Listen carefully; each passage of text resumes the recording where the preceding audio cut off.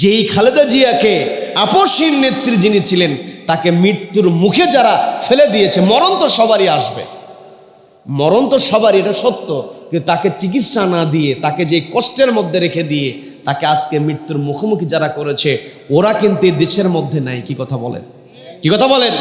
অনেককে দেখলাম ফেসবুকে লিখেছে যে খালেদা জিয়ার জানাজাও দেখলাম, আল্লাহ যেন যে পালিয়ে গিয়েছে ওই লেডি ফেরাউনের জানাজাও যেন দেখায়। তার মানে যেই ব্যক্তি আল্লাহকে যত বেশি ভয় করতে পারবে ওই ব্যক্তির সম্মান মর্যাদা আল্লাহর কাছে তত বেশি। বলেন না সুবহানাল্লাহ। আল্লাহ রাব্বুল আলামিন এই জন্য আমাকে আপনাকে পবিত্র কোরআনের বিভিন্ন জায়গায় তাকে ভয় করার জন্য বলেছেন। আমি আমার আলোচনার সূচনায় পবিত্র কোরআনের 9 নম্বর সূরা, সবাই একটু কষ্ট করে বলেন তো কত নম্বর সূরা? 9 নম্বর সূরা, সূরা তাওবার 119 নম্বর আয়াত, এবং পবিত্র কোরআনের 3 নম্বর সূরা, সূরা আল ইমরানের 110 নম্বর আয়াতের খণ্ডিত অংশ আমি তেলাওয়াত করেছি। এই দুইটা আয়াতকে সমন্বয় করে কিছু কথা রব্বুল আলামিন আমাকে আমল করার নিয়ত বলবার এবং আপনাদেরকে শ্রবণ করবার তৌফিক দান করুন, বলেন আমিন। সম্মানিত দিনী ভাইয়েরা, রব্বুল আলামিন সূরা তাওবার 119 নম্বর আয়াতে বলছেন, ইয়া আইয়ুহাল্লাযীনা আমানু ইত্তাকুল্লাহা ওয়া কুনু মা'আস সাদিকিন।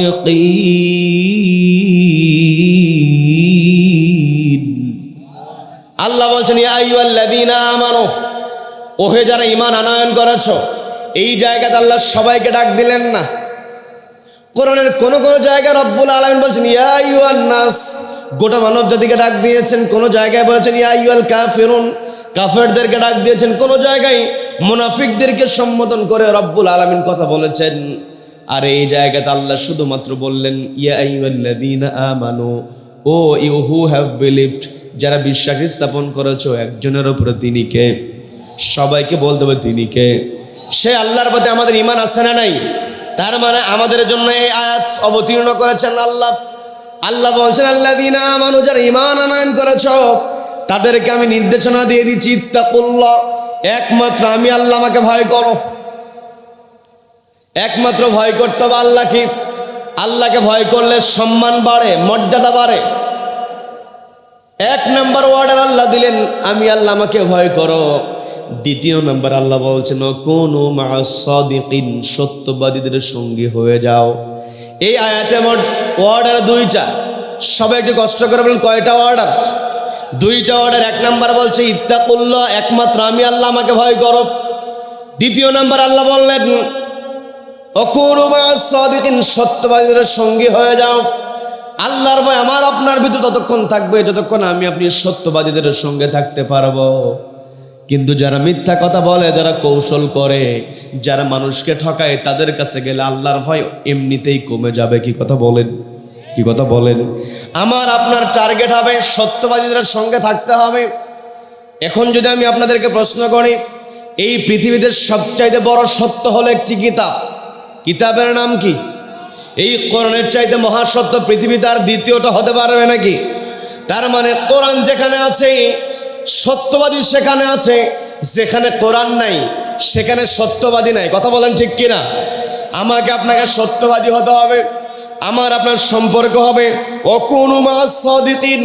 এই আয়াতের এই নির্দেশনার ব্যাখ্যায় আমাকে আপনাকে বুঝতে হবে আমার আপনার সঙ্গ হবে সত্যবাদীদের সঙ্গে। সত্যবাদীদের সঙ্গে থাকতে হবে মানে কোরআন ওয়ালাদের সঙ্গে থাকতে হবে। আমি আপনি যদি নামাজ পড়তে যাই, নামাজের মধ্যে কোরআনের তেলাওয়াত আছে না নাই? সবাইকে বলতে পারছে না নাই? কোরআনের তেলাওয়াত না হলে নামাজ হবে? নামাজ হবে না। আল্লাহ বলছেন আল্লাযীনা ইউমিনুনা বিল গায়ব, যারা গায়বের প্রতি ঈমান আনয়ন করে। 2 নাম্বার ওদের দায়িত্ব হলো ইউকিমুনাস সালাত, তারা নামাজটাকে কায়েম করে। এই জায়গায় আলেম ওলামা আছেন, তারা সহজেই বুঝবেন আল্লাহ কিন্তু এই জায়গাতেই নামাজ আদায় করে সেই কথা বললেন না। আল্লাহ বলছেন ইউকিমুনাস সালাত, নামাজ কায়েম করে। কি কথা বলেন? কথা বুঝতে কষ্ট হচ্ছে? নামাজ কায়েম করতে হবে, শুধু একাকে নিজে পড়লে হবে না। এই পৃথিবীতে রব্বুল আলামিন আমাকে আপনাকে দায়িত্ব দিয়ে পাঠিয়েছেন। এই পৃথিবীতে যত সৃষ্টি আছে প্রত্যেকটা সৃষ্টির মধ্যে রব্বুল আলামিন আমাকে আপনাকে সম্মানিত করেছেন, বলেন না সুবহানাল্লাহ। সেই কথাটাই রব্বুল আলামিন সুন্দর করে বলছেন, ওয়ালাকাদ কাররামনা বনি আদম ওয়া হামালনাহুম ফিল বাররি ওয়াল বাহরি ওয়া রাযাকনাহুম মিনাত তাইয়্যিবাত।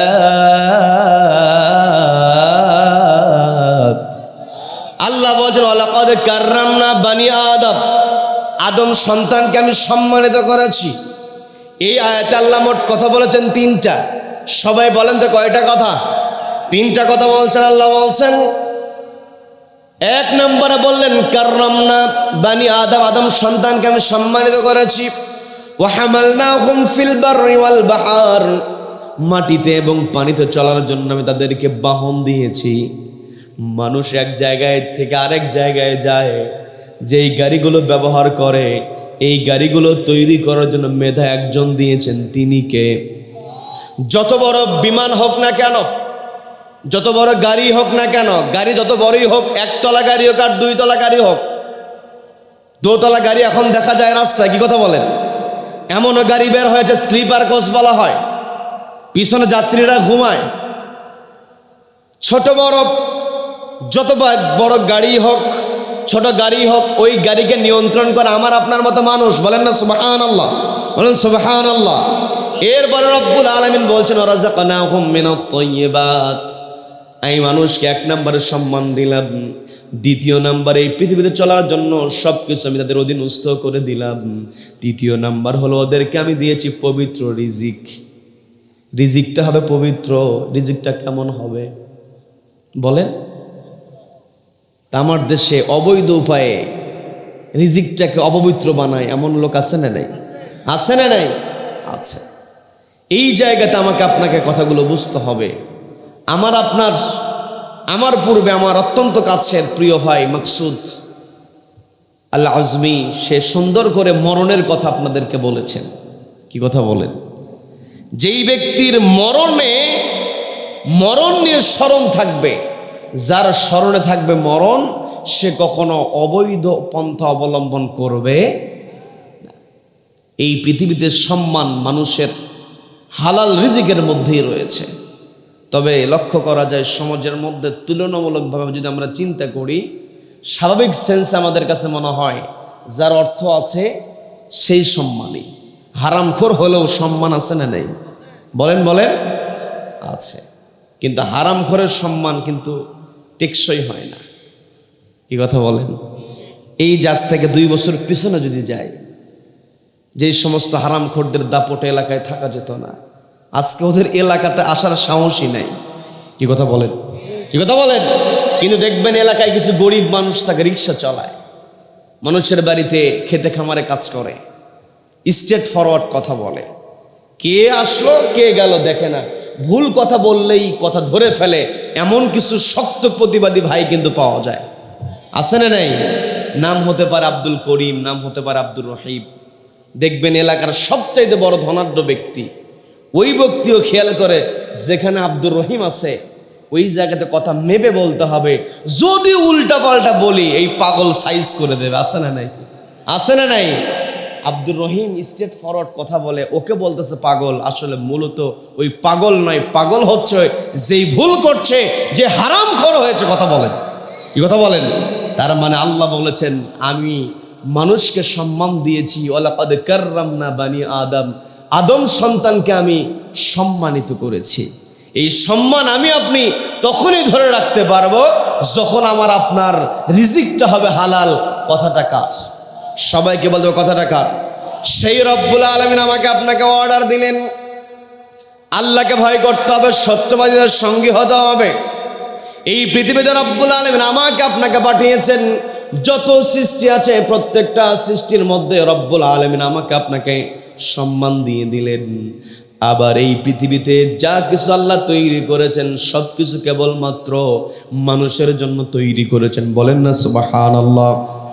হয়তো বলতে পারেন হুজুর আপনি কথা পেলেন কোথায়? পবিত্র কোরআনের মধ্যে রব্বুল আলামিন সূরা বাকারা 2 নম্বর সূরা সূরা বাকারার 29 নম্বর আয়াত আল্লাহ বলছেন, হুয়াল্লাযী খালাকা লাকুম মা ফিল আরদি জামিআ। আল্লাহ বলেন হুয়াল্লাযী, তিনি হলেন সেই মহান সত্তা, খালাকা লাকুম, যিনি তোমাদের জন্য তৈরি করেছেন, মা ফিল আরদ, জমিনে যা আছে। এই জায়গাতে রব্বুল আলামিন আয়াতটাকে শেষ করতে পারতেন, কথাটাকে থামায়া দিতে পারতেন, কিন্তু রব্বুল আলামিন এই জায়গায় থামালেন না। আলেম ওলামা আছে, শ্রদ্ধাভাজন আলেম ওলামা, তারা সহজেই বুঝতে পারবেন। আমিও আপনাদেরকে বুঝিয়ে দিলে কি আপনারা বিরক্ত হবেন নাকি? আল্লাহ বলছেন মাহফিল আরদ, জমিনে যা আছে, জামিআ, তার সব কিছু। বলেন না সুবহানাল্লাহ। এই জামিআ শব্দের দ্বারা বোঝানো হয়েছে যত সৃষ্টি আছে প্রত্যেকটা সৃষ্টি কেবলমাত্র আমাদের মতো মানুষের জন্য তৈরি করা হয়েছে। বলেন না সুবহানাল্লাহ। এই যে আল্লাহ রাব্বুল আলামিন গোটা জগতের সব কিছু আমাদের জন্য তৈরি করলেন, এই পৃথিবীতে রব্বুল আলামিন আমাকে আপনাকে দায়িত্ব দিয়েই পাঠিয়েছেন। সবকিছু এমনিতেই রব্বুল আলামিন আমার আপনার জন্য দেন নাই। আমাকে আপনাকে যখন তৈরি করা হবে, ফেরেশতাদের সঙ্গে যখন রব্বুল আলামিন বিষয়টা ফেরেশতাদের সামনে উপস্থাপন করলেন, ওয়াইযা ক্বালা রাব্বুকা লিল মালাইকাতি ইন্নী জাইলুন ফিল আরদি খলিফা قالوا أتجعل فيها من يفسد فيها ويسفك الدماء ونحن نسبح بحمدك ونقدس لك قال إني أعلم ما لا تعلمون।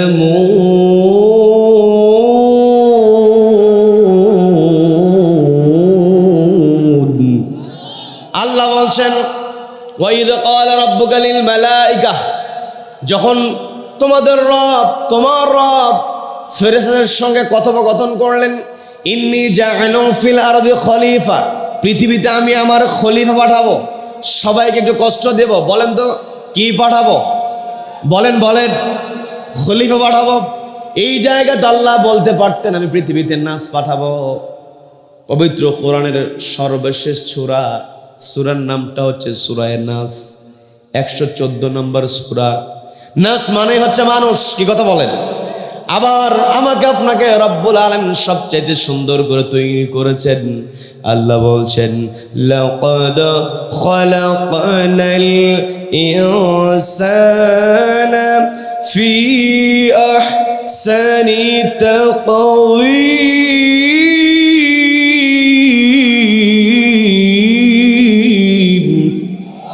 আল্লাহ বলছেন নিশ্চয় মানুষকে তৈরি করেছে সবচাইতে সুন্দর আকৃতি দিয়ে।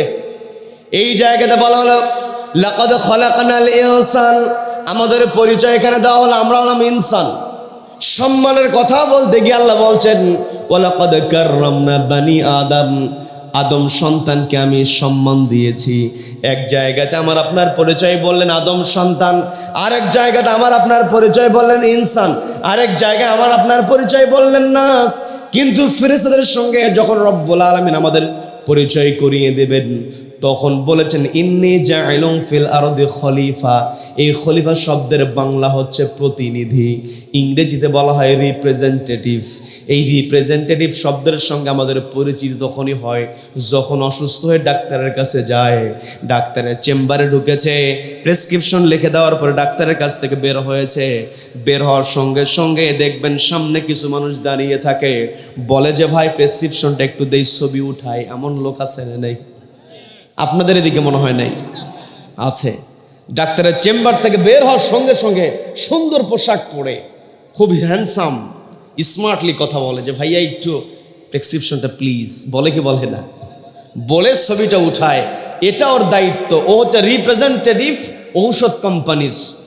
আসলে ডাক্তার ঔষধ লিখছে কিনা, কি কথা বলেন? আবার ডাক্তার ঔষধ লেখে এমনিতেও লেখে না, কি কথা বলেন? কি কথা বলেন? বিরক্ত হচ্ছেন? আল্লাহ বলছেন যত মেধাবী হও না কেন, ডাক্তার হতে গেলে কম মেধা দিয়ে হয় না, কি কথা বলেন? ক্লাসে প্রথম হতে হয় অথবা ক্লাসের পড়াগুলোকে কমপ্লিট করে ফেলতে হয়, পরীক্ষায় ভালো রেজাল্ট করতে হয়, এরপরে লক্ষ লক্ষ শিক্ষার্থীদেরকে পিছনে ফেলে তবেই ডাক্তার হয়। মেধা আছে না নাই? আছে না নাই? ওই ডাক্তার বলছে ঠিক আছে, আমি বেশি কিছু চাই না, আপনাদের ঔষধ লিখবো, তবে রমজানে আমার একটু উমরা করার শখ, রমজানে আমার একটু উমরা করার শখ, উমরা করার ব্যবস্থা করে দিয়ে। আমার বাস্তব অভিজ্ঞতা থেকে বলছি, এই কিছুদিন আগে আমি সিএনজিতে চড়েছি, তো পিছনে দুইজন ভাই কথোপকথন করছে, ওই ডাক্তারকে একটু গালি দিচ্ছে ওরা, দিয়ে বলতেছে, প্রথমে বলল যে সে একা যাবে, পরে আবার আবদার করেছে যে আমার ওয়াইফকেও সঙ্গে নিয়ে যাব। তো এই টাকা দিয়ে সে যতই করুক উমরা, সে হচ্ছে সবচাইতে বড় গোমরা। কি কথা বলেন? আমার আপনার মর্যাদা, আমার আপনার সম্মান রব্বুল আলামিন সর্বশ্রেষ্ঠ সম্মান দিয়েছেন। এই পৃথিবীতে রব্বুল আলামিন আমাকে আপনাকে খলিফা করে পাঠালেন, এই খলিফার দায়িত্ব আছে না নাই? আল্লাহ বলছেন ইত্তাকুল্লাহ, আমি আল্লাহ, আমাকে ভয় করো, ওয়াকুনু মাআস সাদিকিন, সত্যবাদীদের সঙ্গী হয়ে যাও।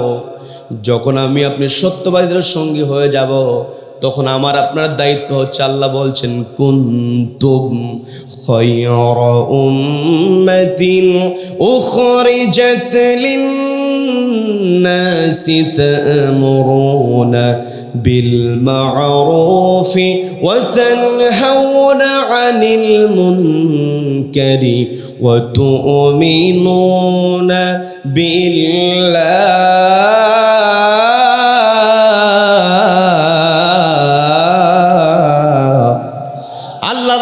কুনতুম খায়রা উম্মাহ, তোমরা উত্তম জাতি হতে পারবে। কারণ সত্যবাদীদের সঙ্গী হওয়ার পরে আমরা নিজেদেরকে যদি উত্তম জাতি বানাতে চাই, আল্লাহ বলছেন তোমরা উত্তম জাতি হতে পারবে। উখরিজাত লিন্নাস, তোমাদেরকে বের করা হয়েছে মানুষের জন্য। তার মানে আল্লাহর কাছে যদি আমি আপনি ভালো হতে চাই, মানুষের জন্য কাজ করতে হবে। একাকী ইসলাম মেনে একাকী নামাজ পড়ে পার পাওয়ার কোনো সুযোগ নাই। আল্লাহ বলছেন ইউকিমুনাস সালাহ, নামাজ যারা নামাজটাকে কায়েম করে। গোটা কোরআনের মধ্যে রব্বুল আলামিন শুধুমাত্র একটা জায়গায় নামাজ পড়ার কথা বলেছেন। সব একটু কষ্ট করে বলেন তো কয় জায়গায়? এক জায়গায় বলছেন সবচেয়ে ছোট সূরা, সূরা কাউসার, মোটামুটি সবার মুখস্থ আছে, আছে না নাই? ফাসল্লি লিরাব্বিকা ওয়ানহার, একটা জায়গাতে আল্লাহ বলেন ফাসল্লি, নামাজ পড়ো। আর গোটা কোরআনের 82 জায়গায় রব্বুল আলামিন নামাজে কায়েমের কথা বলেছেন। তার মানে একাকী। অনেকে চিন্তা করে আমি তো নামাজ পড়ি, আমি ঠিক আছি, কে পড়লো কে না পড়লে দেখার বিষয় না, আমি তো আমার হিসাব দেব, অন্যের হিসাব তো আমাকে দিতে হবে না। কথার যুক্তি আছে। কোরআনে আল্লাহ বলছেন কাফা বিনাফসিকাল ইয়াওমা আলাইকা হাসিবা, you are enough for you, তোমার বিচারের জন্য তুমি যথেষ্ট। কথা ঠিক আছে, কিন্তু এটা হলো শুধুমাত্র বিচার দিবসের দিনে সবাই নাফসি নাফসি করবে, নিজের নিজের বিচারের মুখোমুখি হওয়ার জন্য সবাই নিজের জন্য আল্লাহর কাছে চাইতে থাকবে। ওটা হবে কিয়ামতের কঠিন ময়দানের পরিস্থিতি। কিন্তু এই দুনিয়াতে আমাকে আপনাকে দায়িত্ব একজন দিয়েছেন, তিনি কে? সবাইকে বলতে তিনি কে? অনেকে চিন্তা করে নিজে বাঁচলে বাপের নাম, অন্যটা দেখার দরকার নাই, বলে কি বলে না? আর ইসলামে নিজে বাঁচলে বাপের নাম, এই কথা বলার কোনো সুযোগ নাই। আমার আপনার নবীজিকে বলা হয়েছে তুমি তোমার মতো ইবাদত করো, প্রয়োজনে তোমাকে নারী দেওয়া হবে, প্রয়োজনে তোমাকে সুন্দর বাড়ি দেওয়া হবে, অর্থ চাও সম্পদের পাহাড় তোমাকে দিয়ে দেওয়া হবে, তবে শর্ত হলো তুমি তোমার মতো একাকী ইবাদত করবে। এই ইবাদতের ব্যাপারে কে কি করলো এগুলো বলবে না, চুপচাপ থাকবে। চাচার মাধ্যমে প্রস্তাব দেওয়া হয়েছে, নবী চাচাকে বললেন চাচা আপনাকে তো ওরা দুনিয়ার সম্পদের লোভ আমাকে দেখিয়েছে, আপনার মাধ্যমে আমি আপনাকে বলছি ওদেরকে স্পষ্ট জানিয়ে দিন, আমার এক হাতে যদি চন্দ্র আর এক হাতে যদি সূর্য দিয়ে দেয় তবু আমি একাকী ইবাদত করব না। আল্লাহ আমাকে পাঠিয়েছেন লা ইলাহা ইল্লাল্লাহ, আল্লাহর বিধান ছাড়া কারো বিধান চলতে পারে না। এই দায়িত্ব নিয়ে, এই দায়িত্ব থেকে আমি বিন্দু পরিমাণ পিছপা হব না। বলেন আল্লাহু আকবার, বলেন আল্লাহু আকবার। একাকী ইবাদত করে যদি পার পাওয়া যেত, নবীজি অফারটাকে লুফে নিতে পারতেন। একাকী ইবাদত করে যদি পার পাওয়া যেত, নবীজির সাহাবীদেরকে মক্কা থেকে মদিনায় হিজরত করতে হতো না। কি কথা বলেন? আল্লাহ বলছেন উখরিজাত লিন্নাস, তোমাদেরকে বের করা হয়েছে মানুষের জন্য। মানুষের জন্য তোমরা কেমন করে কাজ করবে, তোমাদের কর্মসূচি হবে দুইটা। সবাই বলেন কর্মসূচি কয়টা? আরো জোরে, আরো জোরে। আল্লাহ বলছেন তা'মুরুনা বিল মা'রুফ, সৎ কাজের আদেশ দাও। ওয়া তানহাউনা আনিল মুনকার, অসৎ কাজে বাধা প্রদান করো। এই জায়গাতে আল্লাহ কিন্তু তা'মালুনা বলেন নাই, আলেম ওলামা আছেন। আল্লাহ বলছেন তা'মুরুনা বিল মা'রুফ, সৎ কাজের আদেশ দাও। আল্লাহ তা'মালুনা আল মা'রুফ বলেন নাই যে সৎকর্ম করো। এই তা'মুরুনা বিল মা'রুফ এর মধ্যে সৎকর্ম করার অর্ডারটা আল্লাহ ঢুকিয়ে দিয়েছেন। যখন কোনো মানুষ কাউকে ভালো কাজের অর্ডার দিতে যাবে, নিজে নামাজ না পড়ে অন্যকে নামাজ পড়ার কথা বলতে পারবো নাকি? কেউ নিজে নামাজ পড়ে না কিন্তু অন্যকে নামাজের কথা বলবে, তখন পাল্টা বলা হবে আগে নিজে ভালো হ, নিজের চরকায় তেল দে। কি কথা বলেন? বলবে কি বলবে না? এই অর্ডার আল্লাহ একটা দিলেন তা'মুরুনা বিল মা'রুফ, একটা অর্ডারে দুইটা কথা, অর্ডার একটা কাজ দুইটা। তার মানে আমাকে আপনাকে নিজে ভালো কাজ করতে হবে, নিজে নামাজ পড়তে হবে, নামাজটাকে প্রতিষ্ঠা করতে হবে, ব্যক্তিগত জীবনে নামাজ পড়তে হবে, পারিবারিক জীবনে, সামাজিক জীবনে, রাষ্ট্রীয় জীবনের প্রত্যেকটা জায়গায় নামাজ প্রতিষ্ঠা করার কথা একজন বলে দিয়েছেন। তিনি কে?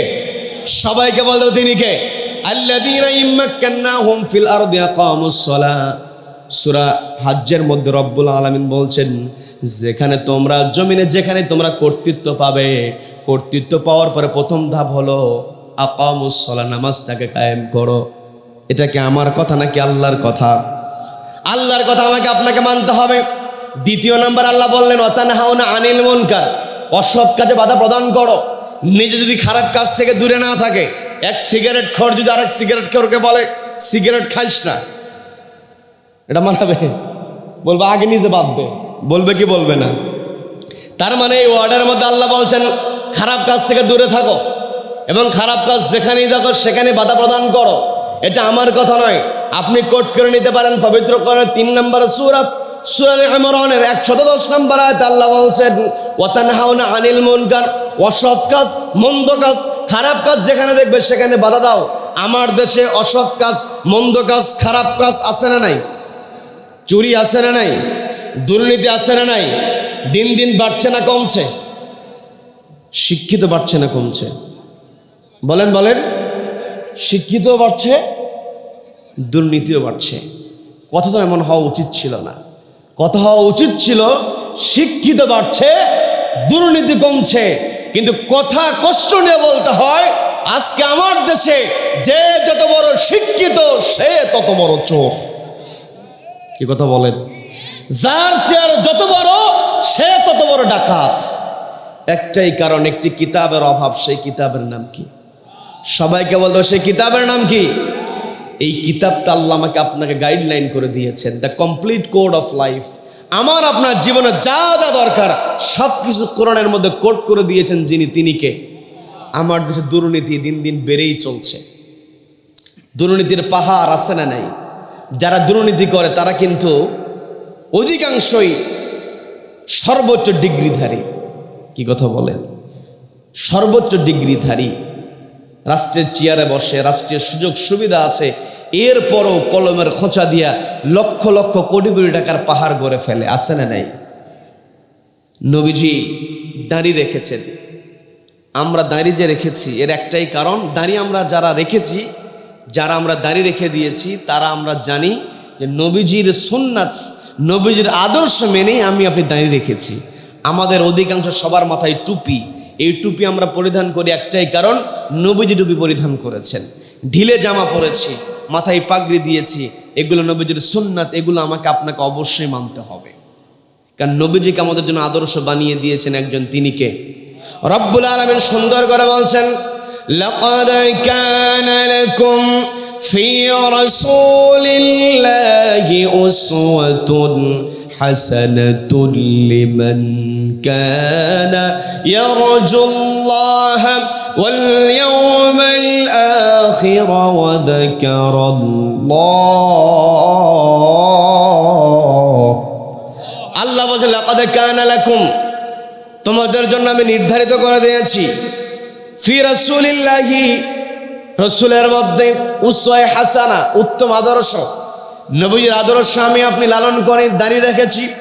নবীজির আদর্শ লালন করে আমি আপনি মাথায় টুপি পরেছি, ঢিলে জামা পরেছি। নবীজির আদর্শ তো এটাও ছিল, যেখানে চুরি হবে, চুরি করার পরে চুরির বিধানটা হতে হবে সূরা মাইদার 38 নম্বর আয়াতের আলোকে, আস-সারিকু আস-সারিকাতু ফাকতাউ আইদিয়াহুমা, চোর মহিলা হোক আর পুরুষ হোক হাত কেটে দাও। বিধানটা কার? সবাইকে বলতে বিধানটা কার? নবীজি যেমন দাঁড়িয়ে রেখেছেন, নবীজি ওই বিচারকের আসনে বসে চুরির বিচারটাও করেছেন। কি কথা বলেন? নবীজি বসে আছেন, নবীজির দরবারে বিচার চলে এসেছে, চুরির বিচার। সবাই কষ্ট করে বলেন কিসের বিচার? আর একটু জোরে বলেন কিসের বিচার? চুরির বিচার। নবীজির সাক্ষ্য প্রমাণ গ্রহণ করলেন। সাক্ষ্য প্রমাণ গ্রহণ করার পর নবীজি বললেন, যেহেতু চুরি করে ফেলেছে, প্রমাণিত হয়েছে, হাতটা কেটে দাও। মূলত নবীজি কার অর্ডার ফলো করেছেন? সবাইকে বলতে হবে কার অর্ডার? আল্লাহর অর্ডার ফলো করে নবীজি রায় দিয়ে দিলেন, চুরি যেহেতু করেছে হাতটা কেটে ফেলো। নবীজি অর্ডার দিয়েছেন। এখন যেই মহিলা চুরি করেছে সেই মহিলা ছিল সম্ভ্রান্ত ঘরের মহিলা। এখন সম্ভ্রান্ত ঘরের মহিলার হাত যদি কেটে ফেলা হয়, বংশের মান থাকে নাকি?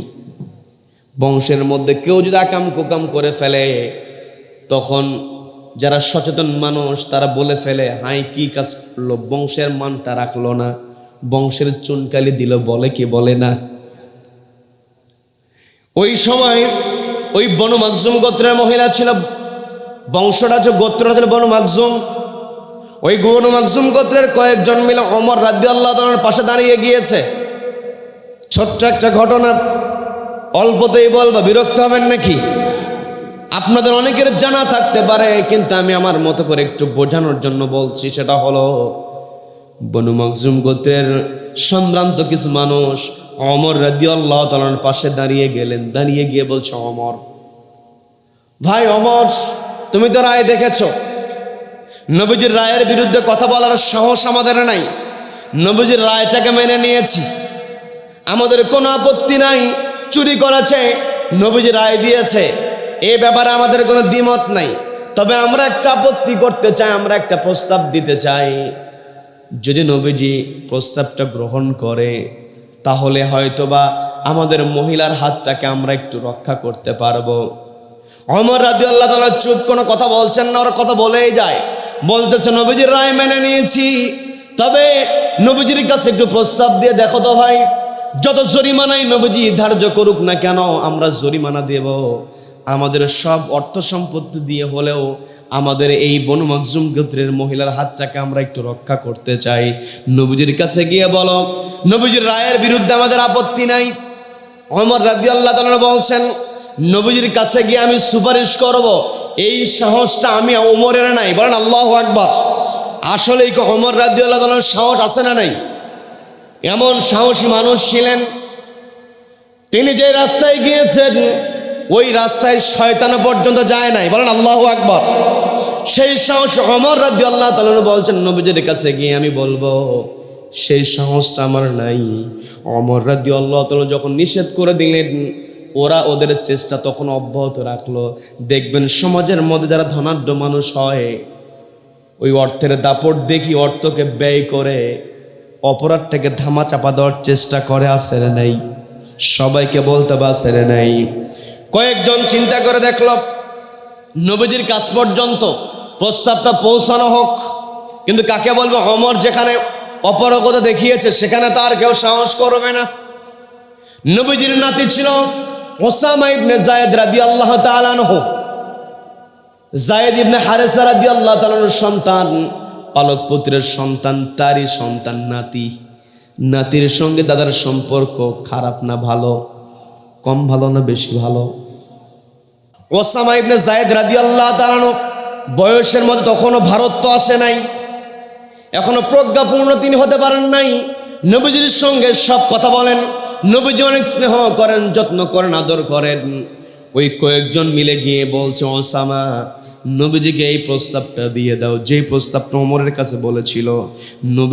নবীজির কাছে গিয়ে ওসামা ইবনে যায়েদ বলছেন, ইয়া রাসূলুল্লাহ, ইয়া হাবিবাল্লাহ, যেই মহিলার হাত কাটার অর্ডার আপনি দিয়েছেন, ওই মহিলার পক্ষ থেকে কিছু মানুষ এসে প্রস্তাব দিয়েছে, হাত কাটার অর্ডারকে ওরা সম্মান করে, হাত কাটা অর্ডারের ব্যাপারে ওদের কোনো আপত্তি নাই। তবে ওরা একটা প্রস্তাব নিয়ে এসেছে, আপনি যত জরিমানা করবেন ওই জরিমানা দিয়ে ওরা হাতটাকে একটু হেফাজত করতে চায়। নবীজিকে যখন এই কথা বলা হয়েছে, নবীদের চেহারাটা লাল হয়ে গিয়েছে। কারণ ফর্সা মানুষ যদি রেগে যায় চেহারা লাল হয়ে যায়। কি কথা বলেন? নবীজির চেহারা রক্তিম বর্ণ ধারণ করেছে। নবীজি বলছেন, ওসামা তুমি যে প্রস্তাব আমার কাছে নিয়ে এসেছো, এই প্রস্তাবটা তো এসেছে বনু মখজুম গোত্রের ফাতেমার পক্ষ থেকে। বনু মখজুম গোত্রের যেই মহিলা চুরি করেছিল তার নামটাও ফাতেমা। আবার আমার আপনার নবীজির কলিজার টুকরা নয়নের মণি, তার নামটাও কি? জোরে বলেন, কি নাম? ফাতেমা। নবীজি বলছেন, তুমি তো এসেছ বনু মখজুম গোত্রের ফাতেমার হাতটাকে বাঁচানোর জন্য। এই জায়গায় যদি বনু মখজুম গোত্রের ফাতেমা না হয়ে আমার মেয়ে ফাতেমা হতো, আমি নিজে আমার মেয়ের হাত কেটে দিতাম। বলেন আল্লাহু আকবার, বলেন আল্লাহু আকবার। তার মানে এর দ্বারা বোঝা যায় নবীজির সুন্নাত শুধু দাঁড়িয়ে রাখার মধ্যে নয়, নবীজির সুন্নাতটা বিচারকের চেয়ারে বসে হাত কাটার রায় দেওয়া, এটাও সুন্নাত। কি কথা বলেন? আজকে আমার দেশে যারা কলমের খোঁচা দিয়া লক্ষ লক্ষ কোটি কোটি টাকা আত্মসাৎ করছে, একটা দুর্নীতিবাজ অফিসারের দুর্নীতি প্রমাণিত হওয়ার পরে যদি ওই সুপ্রিম কোর্টের সামনে, হাইকোর্টের সামনে কিংবা বাইতুল মুকাররমের সামনে একটা চোর অফিসারের হাত যদি কেটে দেওয়া হতো আর মিডিয়ার কল্যাণে গোটা দেশে যদি প্রচার করা হতো, তাহলে ওই দৃশ্য দেখে বাকি দুর্নীতিবাজগুলো এমনিতেই ভালো হয়ে যেত। কথা বলেন ঠিক কিনা? এই কথা বললেই এই হুজুর খারাপ। কি কথা বলেন? হুজুরকে নিয়ে আসছি ওয়াজ করার জন্য, হুজুর ওয়াজ করে চলে যাবে, হুজুর আবার হাত কাটার কথা বলে কেন? আছে না নেই? আছে না নাই? এই পৃথিবীতে আমাকে আপনাকে খলিফা করে পাঠিয়েছেন একজন, তিনি কে? সবাইকে বলতে তিনি কে? এই খেলাফতের দায়িত্ব আমাদের পালন করার দরকার আছে না নাই? আছে না নাই? এই খেলাফতের দায়িত্ব পালন করা মানেই হলো যেখানে অন্যায় হবে সেখানেই প্রতিবাদ করতে হবে। প্রত্যেক জুমায় ইমাম সাহেব যখন সানি খুতবা দেয়, শেষের দিকে ইন্নাল্লাহা ইয়ামুরু বিল আদলি ওয়াল ইহসান ওয়া ইতাই যিল কুরবা ওয়া ইয়ানহা আনিল ফাহশাই ওয়াল মুনকারি ওয়াল বাগই ইয়াইদুকুম লাআল্লাকুম তাযাক্কারুন। এই আয়াতের তেলাওয়াত আছে নাই? এই আয়াতের তেলাওয়াত ইমাম সাহেব পুরা করতে হয় না? খুতবার শেষে যখন বলে ইন্নাল্লাহা ইয়ামুরু বিল আদল, এই কথা বলাও শেষ, সামনের মুসল্লি প্রস্তুতি নেওয়াও শেষ। এমন ভাব যে গোটা আরবি বুঝেছে। কি কথা বলেন? কি কথা বলেন? আছে না নাই? এটা ভালো, আমরা শুনতে শুনতে মুখস্থ হয়েছে। এই আয়াতের সঙ্গে যদি আজকে মুসলিম জাতির প্রকৃত সম্পর্ক থাকতো, এই দেশের মধ্যে কোনো অন্যায় থাকতো না। আল্লাহ বলছেন ইন্নাল্লাহা ইয়ামুরু বিল আদল, আমি আল্লাহ তোমাদেরকে অর্ডার দিচ্ছি তোমরা ন্যায় বিচার প্রতিষ্ঠা করো। আল্লাহ আমাকে আপনাকে বলেন তা'মুরুনা বিল মা'রুফ, আমাকে আপনাকে বলছেন সৎ কাজের আদেশ দাও। আমাকে আপনাকে আদেশ দিতে বলেছেন সৎ কাজের। আর এই সৎ কাজের ব্যাখ্যা, মা'রুফের ব্যাখ্যায় যদি আমরা কোরআন থেকে নিতে যাই, যেই অর্ডার আল্লাহ দিয়ে বলছেন ইন্নাল্লাহা ইয়ামুরু বিল আদল, তোমাদেরকে আমি আল্লাহ অর্ডার দিচ্ছি তোমরা আদালত কায়েম করো। আদালত কায়েম করা মানেই ইনসাফ প্রতিষ্ঠিত হয়ে যাওয়া। কি কথা বলেন? যেই সমাজে আদালত কায়েম আছে ওই সমাজেই কেবল সৎ কাজের আদেশ দেওয়া যায়। কি কথা বলেন? হয়তো সৎ কাজের আদেশ আপনি ইনসাফ না থাকলে হয়তো দিতে পারবেন। হয়তো আপনি নামাজের কথা বললেন, আপনাকে সম্মান দেখায়া, রোজার কথা বলেছেন, হালাল ইনকামের কথা বলেছেন, আপনাকে সম্মান দেখায়া চলে যাবে। কিন্তু যে নামাজ পড়ছে না, ওকে যখন আপনি নামাজের জন্য প্রেশার ক্রিয়েট করবেন, যেই ব্যক্তি হারাম উপার্জনের মধ্যে আছে, মানুষকে ঠকায়, মানুষের উপরে জুলুম করে, এই জুলুমটা অন্যায়, এই অন্যায় যখন আপনি বাধা দিতে যাবেন, সমাজে রাষ্ট্রে যদি ইনসাফ না থাকে, আপনি সেখানে পাল্টা আক্রমণের শিকার হবেন। কি কথা বলেন? এই যে বাংলাদেশে একটা তরুণ ছেলে, আমি গতকালকে রাতেই রাত 2টার দিকে তার কবরটা জিয়ারত করে এসেছি। বয়সে তরুণ 24, বয়সে তরুণ, তার বয়স 32, 4টা কি 32। মানুষ 8 বছর বয়স যখন হয়ে যায়, একটা ভারত একটা পরিবর্তন আসা শুরু করে, এরপরে 16 বছরে। এগুলো তো অনেক কথা, এখানে স্যার বসে আছেন, সাইকোলজির মানুষ, উনি টিচার, উনি বলতে পারবেন, ওনার এগুলা আরো বেশি জানা আছে। তো ওই দিকে যাব না। 8 বছর, 16 বছর, এরপরে 24 বছর, এরপরে 32 বছর। এই 32 বছর বয়সী ছেলেটা যেখানে যে কথা বলেছে, সেখানে ইনসাফের কথা বলেছে। আমি আপনি হয়তো তাকে চিনেছে তাকে গুলি করার পরে, কিন্তু যারা ইনসাফ প্রতিষ্ঠিত হোক এটা যারা চায় না, ওরা ঠিকই চিনেছে, ওকে গুলি করে হত্যা করেছে। কিন্তু যেই পরিস্থিতি হয়েছে, একজন হাদিকে গুলি করে ইনসাফ প্রতিষ্ঠার আন্দোলন বন্ধ করা যাবে না। ওরা একজন হাদিকে, আমার ছোট্ট ছেলে আমাকে যখন প্রথমে একটু সুযোগ, আপনারা হয়তো বিরক্ত হবেন যে হুজুর নিজের গল্প করতেছে, আসলে গল্প করছি না, বোঝানোর জন্য বলছি। গাড়ির মধ্যে বসেছিলাম, আমি পরিবার সহ গিয়েছিলাম, কারণ কয়েকদিন মাহফিল আমার কক্সবাজার চিটাগাং ছিল, একটু ঘুরেও আসলাম। তো আমার ছোট্ট ছেলেকে আমি নামার আগে বললাম যে বাবা হাদির কবরে যাব, তুমি যাবা। ও ঘুমের ভাবে ছিল, কিন্তু আমি যখন নেমে গিয়েছি তো হঠাৎ করে কেন যেন সাগাটার এক ভাইকে পেয়েছিলাম, উনি একটা সুযোগ করে দিল আমাকে একেবারে কাছে যাওয়ার জন্য। তা আমি এবং আমার সাথে যে ছেলেটা ছিল নিয়ে আমরা ভিতরে ঢুকলাম। এই দিকে আমার ছেলে কান্নাকাটি শুরু করে দিয়েছে যে আমিও যাব। ড্রাইভার সাহেব ফোন দিয়ে বলতেছে যে হুজুর আপনার ছেলে কান্না করে, কিন্তু এমনিতেই অনুমতি দেয় না, এখন তার সুযোগ না। আমি আগে বলছিলাম এখন আর হবে না। আমি সেখানে মনোজাত করে চলে আসলাম। আসার পরে এই দিকে আমার ছেলে বলছে আব্বু ভালো না, আমাকে না নিয়ে গেছে, কান্নাকাটি শুরু। ওই দৃশ্য দেখে ওই ভাই আবার সুযোগ করে দিলেন। ছোট্ট মানুষ, হয়তো বাড়ির মধ্যে কথা হয়, বিভিন্ন জায়গায় কথা হয়, সেখানে শোনে, ওই হাদি নামটা শুনে ওর ভিতরেও আকর্ষণ তৈরি হয়েছে। এই কথা এই জন্য বললাম, শুধু এটা আমার পরিবার নয়, গোটা দেশের প্রত্যেকটা জায়গায় এখন মানুষ, প্রত্যেকটা মা কান্না করতে করতে বলছে আমার ছেলে যেন হাদির মতো হয়। বলেন আল্লাহু আকবার, বলেন আল্লাহু আকবার। যতদিন কোরআনের তেলাওয়াত হবে, ইন্নাল্লাহা ইয়া'মুরু বিল আদল, ইমাম সাহেব মসজিদের মিম্বার থেকে খুতবা দেবে, আমাকে আপনাকে খুতবার আলোকে চলতে হবে। সমাজের মধ্যে ন্যায় বিচার প্রতিষ্ঠা করতে হবে। ন্যায় বিচার যেখানে আছে সেখানে খেলাফত আছে, যেখানে ন্যায় বিচার নাই ওই জায়গাতে খেলাফত নাই। আর খেলাফতের চেষ্টা যদি আমার আপনার ভিতরে না থাকে, যত নামাজ পড়ি না কেন, ওই নামাজ দিয়ে কোনো কাজ হবে না। কথা বলেন, কি কথা বলেন? নিজে নামাজ পড়তে হবে, নামাজটাকে প্রতিষ্ঠা করতে হবে, নিজেকে অন্যায় কাজ থেকে দূরে থাকতে হবে, অন্যায় কাজে বাধা প্রদান করতে হবে।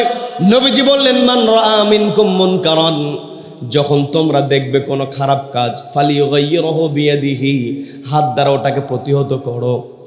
ফাইন লাম ইয়াস্তাতি, হাত দ্বারা যদি প্রতিহত করতে না পারো, ফাবিলিসানিহি, লিসান মানে জিহবা দিয়ে, কথা দিয়ে সেটাকে থামাও। যদি তাও না পারো, ফাইন লাম ইয়াস্তাতি, যদি তাও না পারো, ফাবিকলবিহি, অন্তর দ্বারা ঘৃণা করো।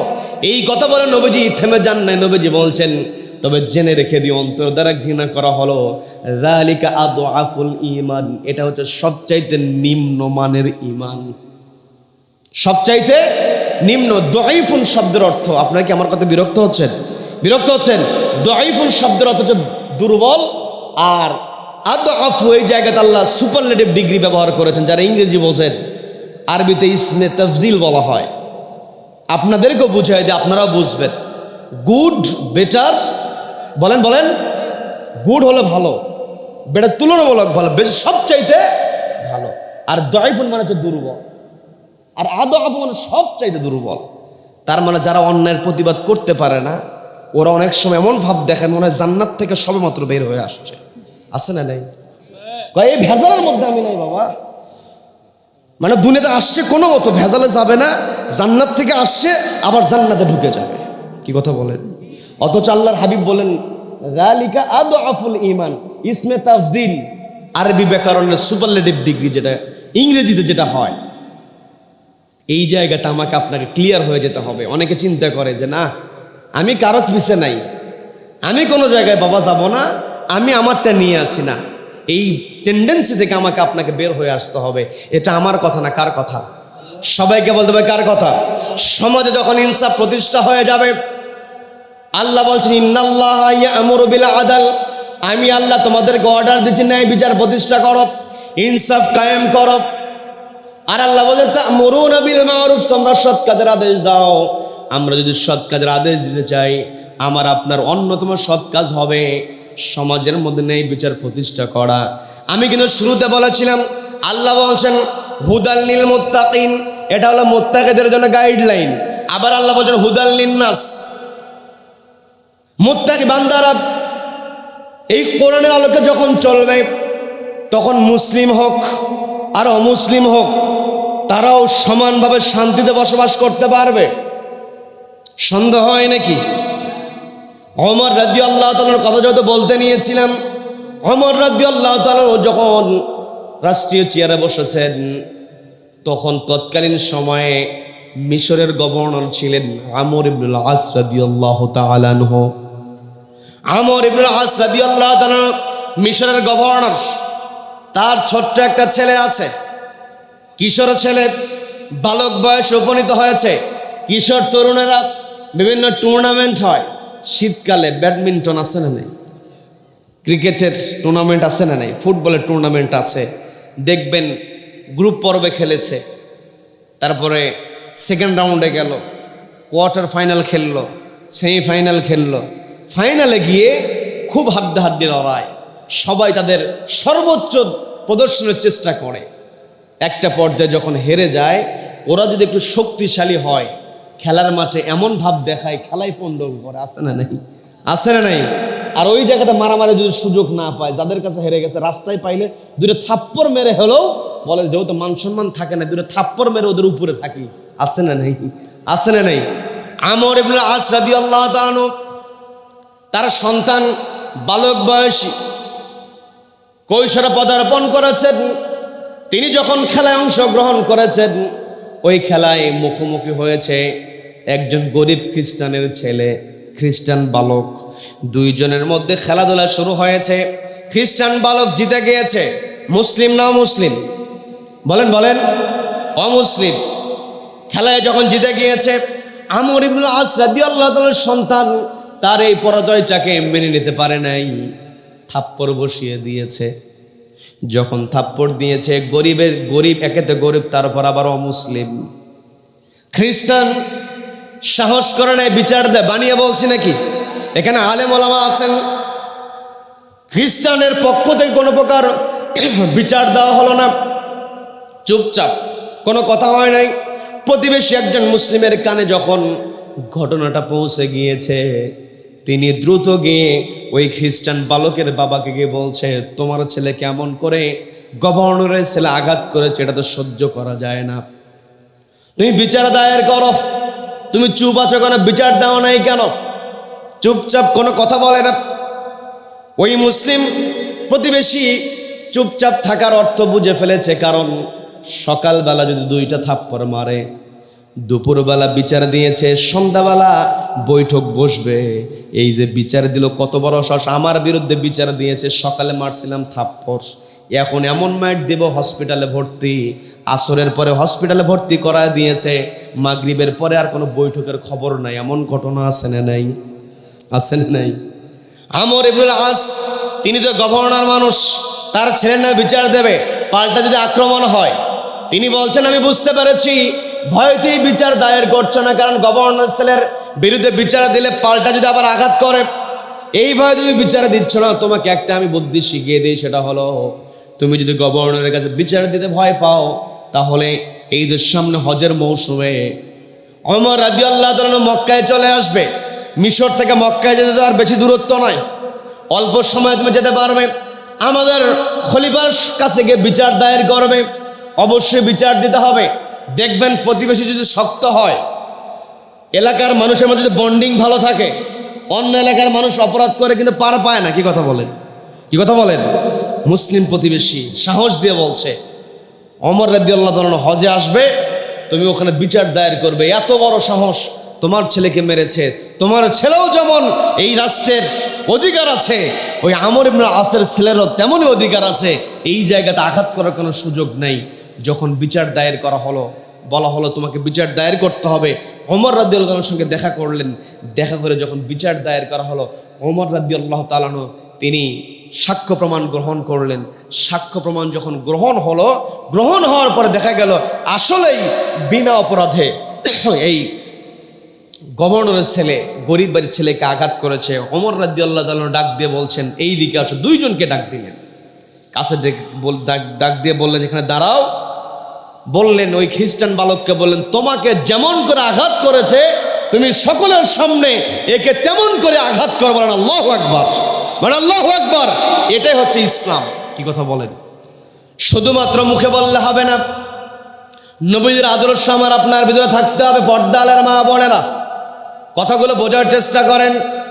নবীজি যে আদর্শ প্রতিষ্ঠা করেছেন, নবীজিকে সবচাইতে বেশি সহযোগিতা করেছেন খাদিজাতুল কুবরা রাদিয়াল্লাহু তাআলা আনহা। কি কথা বলেন? কি কথা বলেন? খাদিজাতুল কুবরা রাদিয়াল্লাহু তাআলা আনহা, তিনি নবীজির প্রতিকূল পরিবেশ ছিল, নবীজিকে সাপোর্ট দিয়েছে। আজও বাংলাদেশে হক কথা বলতে গেলে কিন্তু প্রতিকূল পরিবেশ আছে না নাই? বলেন, বলেন আছে না নাই? এই জন্য মা আপনাকে দৃষ্টি আকর্ষণ করে বলছি, আপনার সাপোর্ট লাগবে। খাদিজা যেমন নবীজিকে সাপোর্ট দিয়েছেন, আপনার দায়িত্ব সমাজে মধ্যে শান্তি প্রতিষ্ঠার জন্য, ন্যায় বিচার প্রতিষ্ঠার জন্য আপনার বাড়ির পুরুষকেও আপনার সহযোগিতা করতে হবে। কি কথা বলেন? মা আপনাকে এগিয়ে আসতে হবে। আমি যে সূরা তাওবার 119 নম্বর আয়াতে কারিমা তেলাওয়াত করেছি, এই আয়াতে আল্লাহ বলছেন ইত্তাকুল্লাহ, ভয় করো একজনকে। তিনি কে? সবাইকে বলতে হবে তিনি কে। আল্লাহকে ভয় নিজে করতে হবে, সন্তানকেও দিতে হবে। কি কথা বলেন?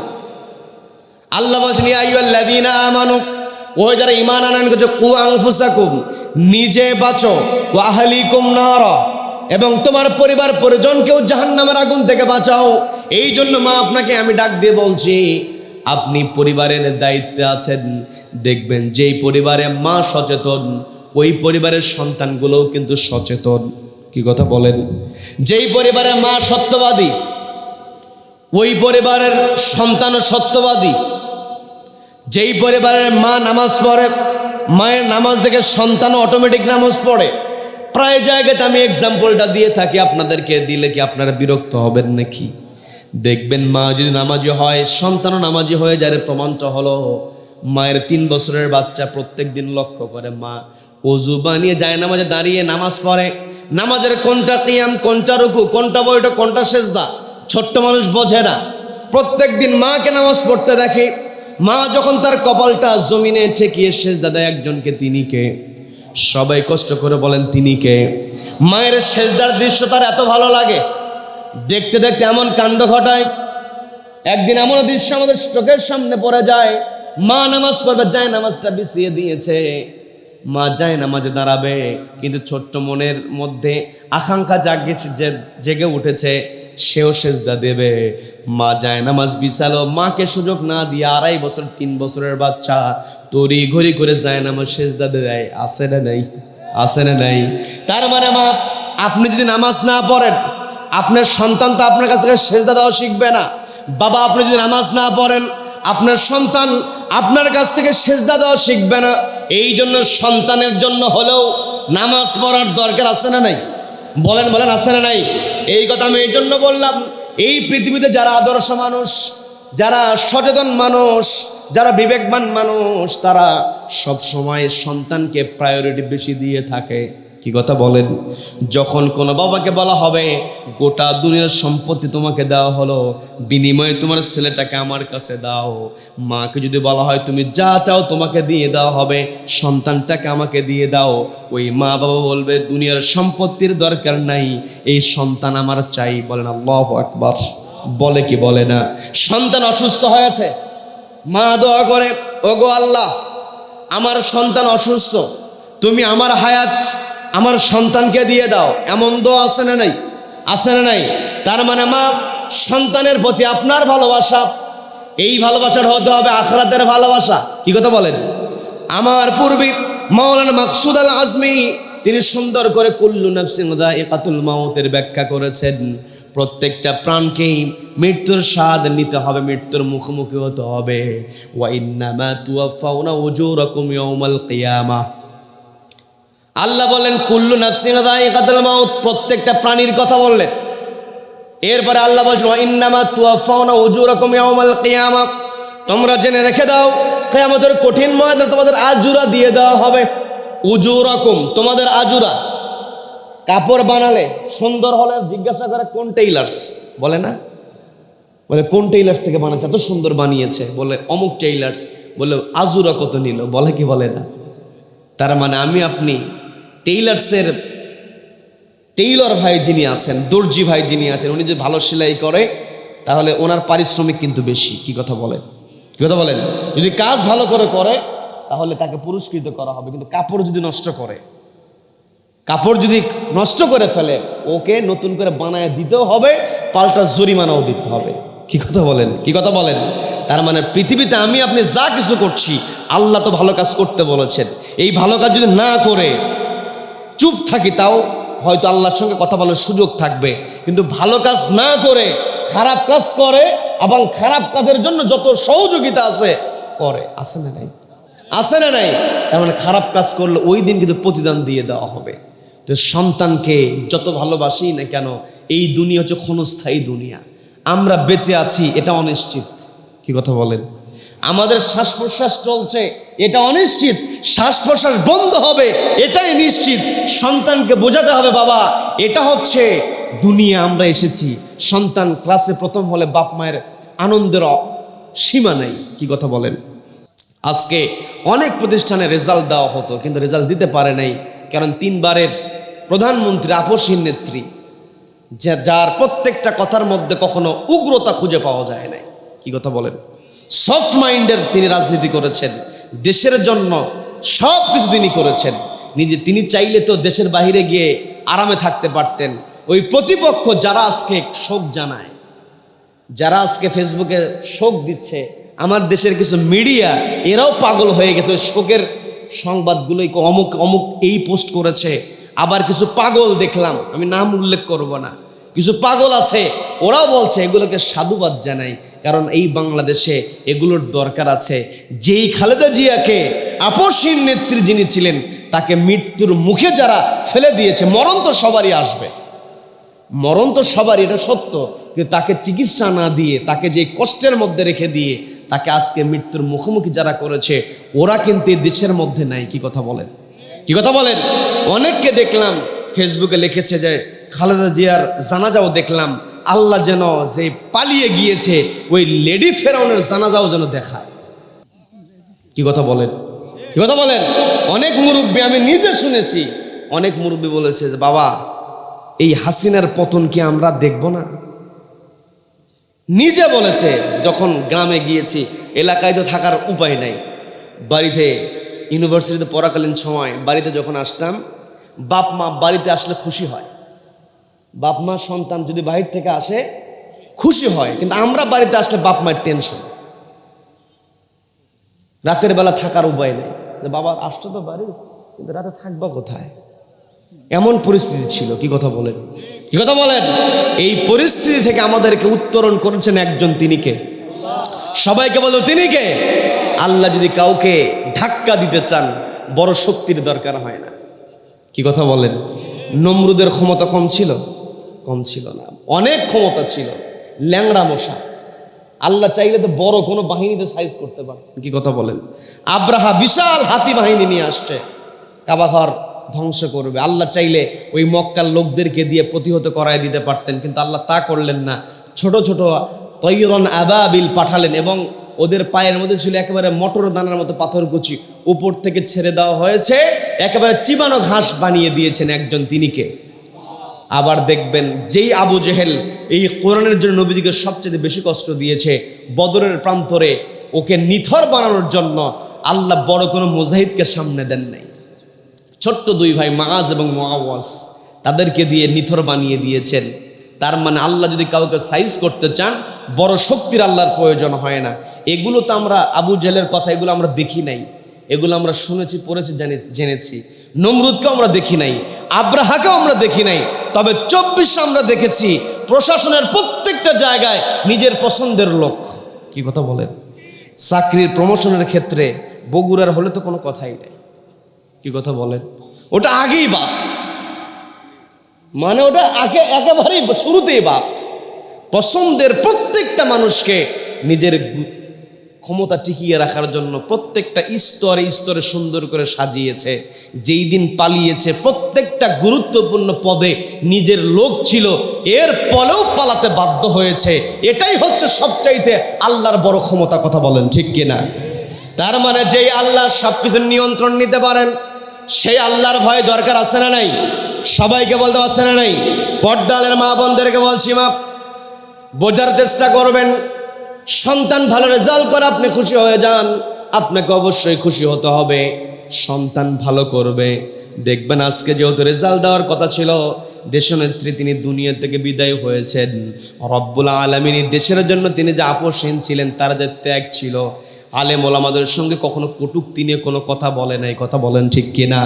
আর ওই লেডি ফেরাউন, কোরআনের পাখি, এই যে আজকে এই জায়গাতে 41তম অধিবেশন লেখা আছে, এখানে মুরব্বীরা আছেন। ওই 41তম অধিবেশনের সময় তাফসিরুল কোরআন লেখা ছিল না, লেখা ছিল ইসালে সওয়াব সভা, লেখা ছিল ইসলামী জালসা, লেখা ছিল ওয়াজ মাহফিল। কি কথা বলেন? কি কথা বলেন? আমি আবার এগুলোর বিরুদ্ধে বলছি না। এই উপমহাদেশের সংস্কৃতি হলো শীতকালে ওলামায়ে কেরাম ওয়াজ নসিহত করে, সাধারণ মানুষকে দিনের শিক্ষা দেয়, এটা হচ্ছে উপমহাদেশের সংস্কৃতি। আবার কিছু মানুষ আছে বাউলের সংস্কৃতিকে পছন্দ করে, কোরআনের মাহফিলকে সহ্য করে না। আছে না নাই? এই যে গোটা দেশে যিনি তাফসীরুল কোরআন মাহফিল হেডলাইনটা প্রতিষ্ঠা করলেন, শুধু গোটা দেশে নয়, পৃথিবীর যেই দেশেই প্রবাসী বাঙালি আছে, ওই দেশেই প্রবাসীরা বাংলাদেশের থেকে আলেম নিয়ে গিয়ে তাফসীর মাহফিল করে। বলেন আল্লাহু আকবার।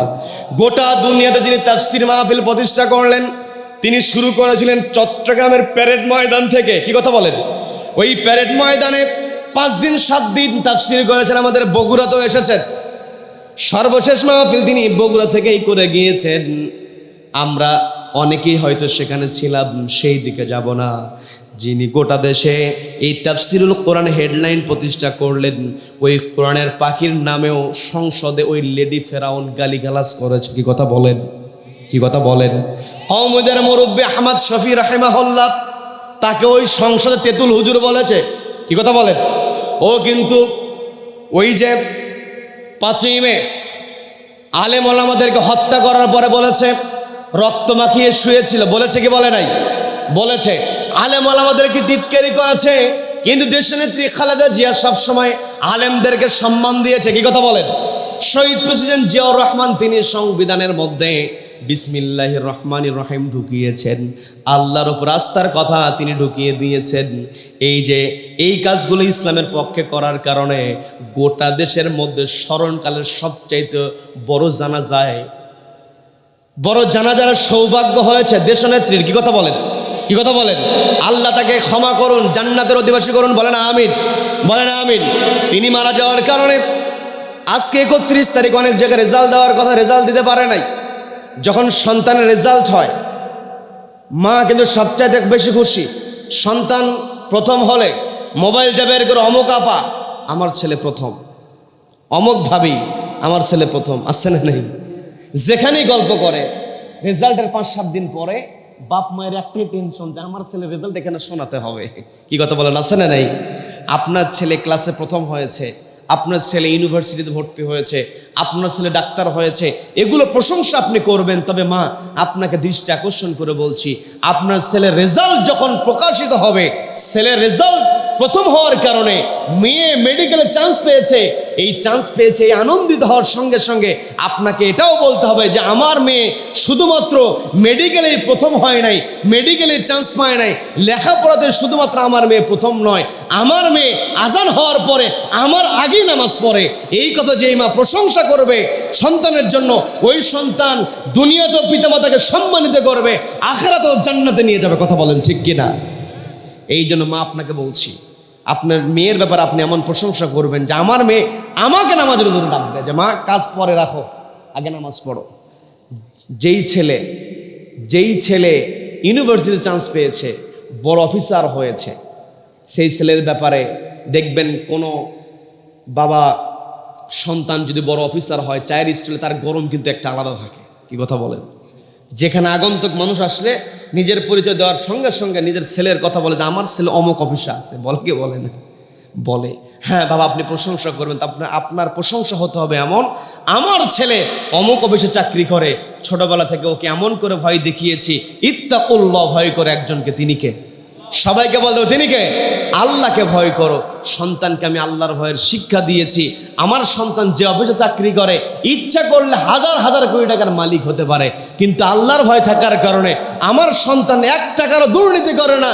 এই প্রশংসা যেই বাবা সন্তানের জন্য করতে পারবে, ওই সন্তান বাবাকে দুনিয়াতেও সম্মানিত করবে, আখিরাতেও জান্নাতে নিয়ে যাবে। বলেন সুবহানাল্লাহ।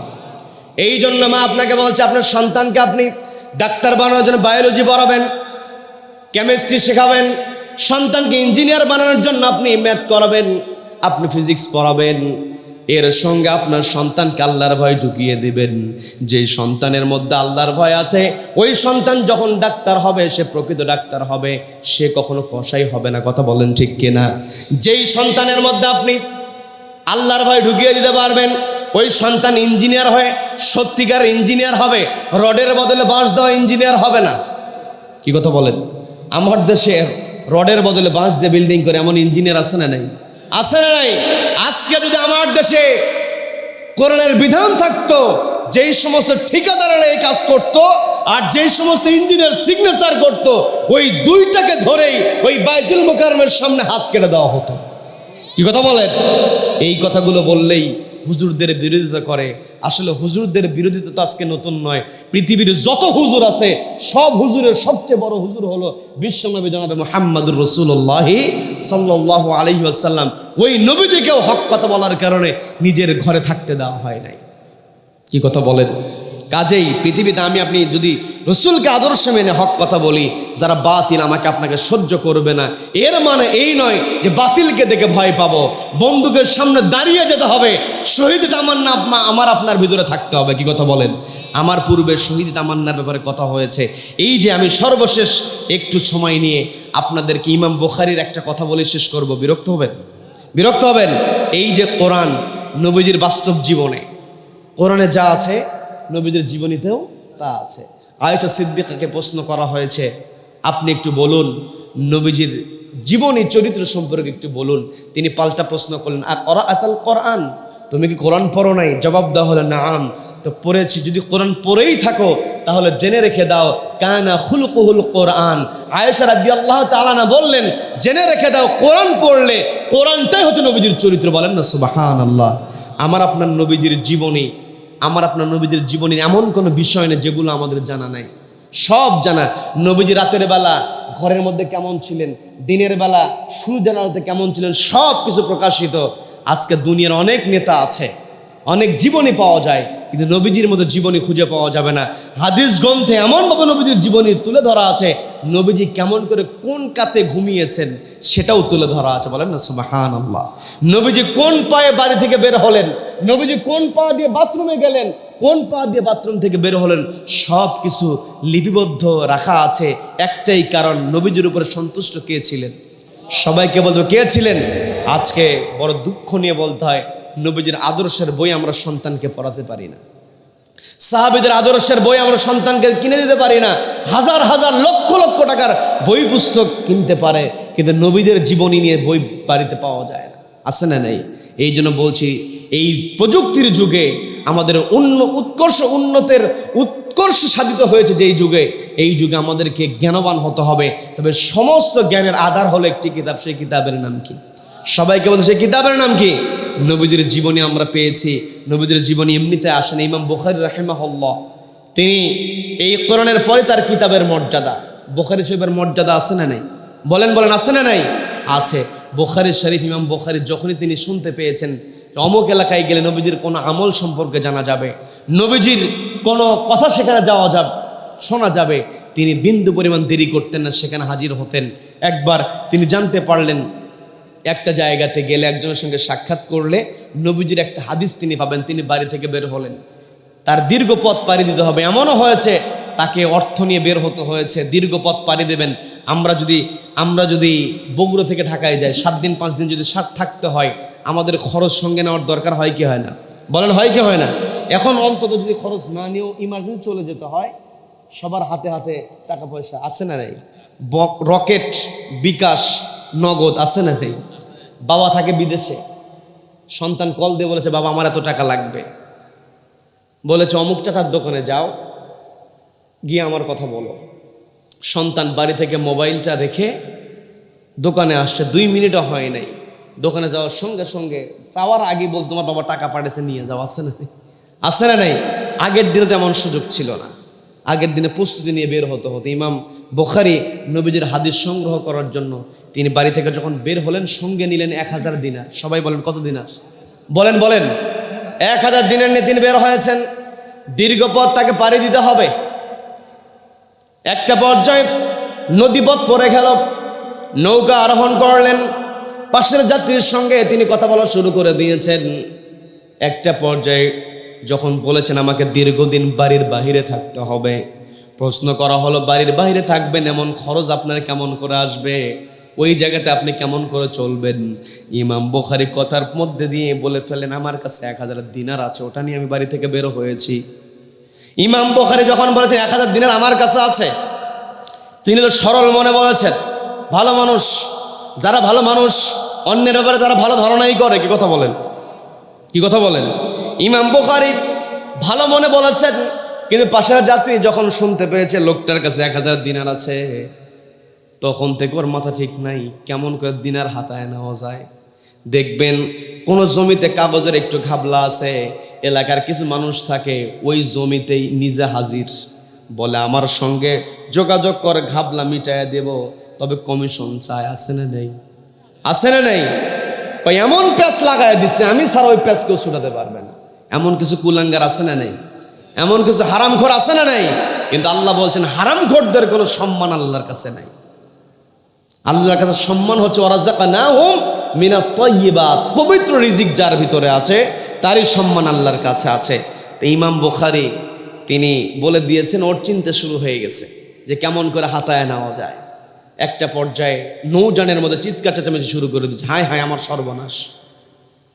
ছোট্ট একটা ঘটনা আছে, বলবো নাকি মোনাজাত দিয়ে দেব? বলবো বলবো আচ্ছা, আমরা অল্পতে শেষ করো। আমরা এসেছি কার সন্তুষ্টির জন্য? বলেন বলেন। সম্মানিত বন্ধুগণ, সময় আর বেশি নেব না। এই কোরআন থেকে আমরা কি শুনলাম?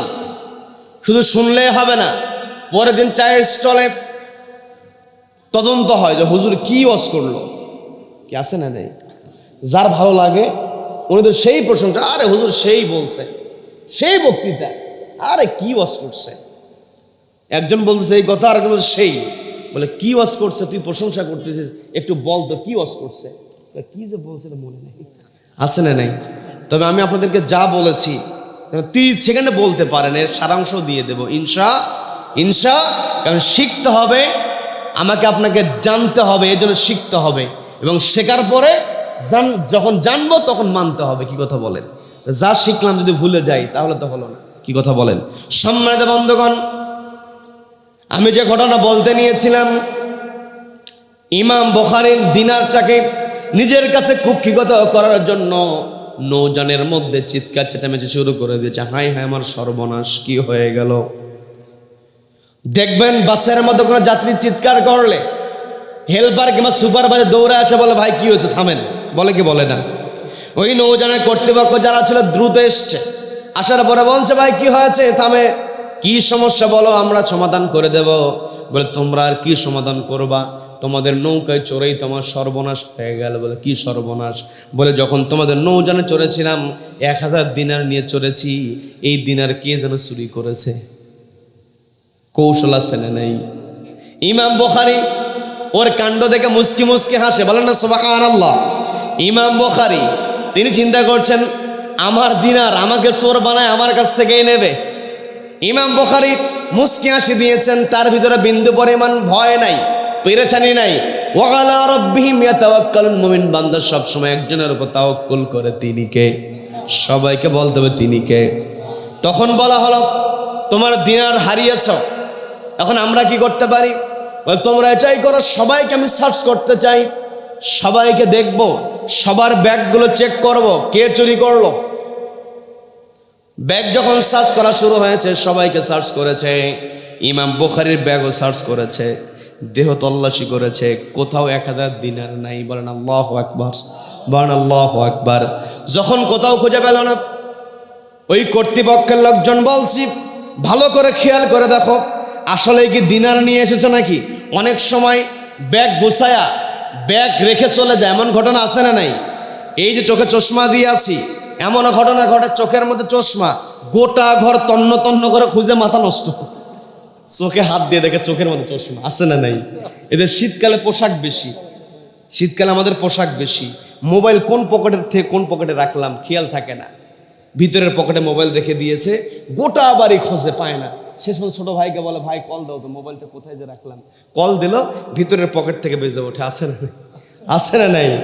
তো নৌজানের লোকজন বলছে, আগে ভালো করে খেয়াল করে দেখো আসলেই কি নৌজানে নিয়ে আসছো কিনা। বলতে চাইতে আমার ভালো করে খেয়াল আছে, আমি নৌজানে চড়ার পরেও আমার দিরহাম দেখেছি কেউ যেন চুরি করেছে। বলে সবাইকে তো সার্চ করলাম, আর কি করব, তোমার কি কাউকে সন্দেহ হয় কিনা? যখনই বলেছে, বলার পরে ও বলতে, সন্দেহ আর কাকে করব, নৌজানে চলার পরে একমাত্র এই লোকের সঙ্গে গল্প করেছি, নিলে হয়তো এই লোকই নিতে পারে। বলেন না আউযুবিল্লাহ। ইমাম বুখারী মুস্কি হাসি দিয়ে বলছে, যেহেতু আমাকে সন্দেহ করছো, ঠিক আছে আবার আমাকে সার্চ করো।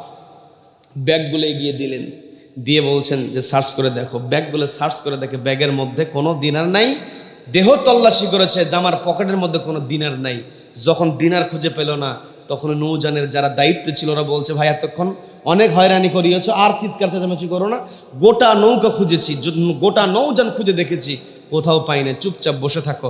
ইমাম বুখারীর কাছে ও বসে থাকবে এ সুযোগ তো আর নাই, কারণ ও যে কাণ্ড ঘটাইছে নৌকার আর কেউ না জানলে ও জানে, আর ইমাম বুখারী জানে।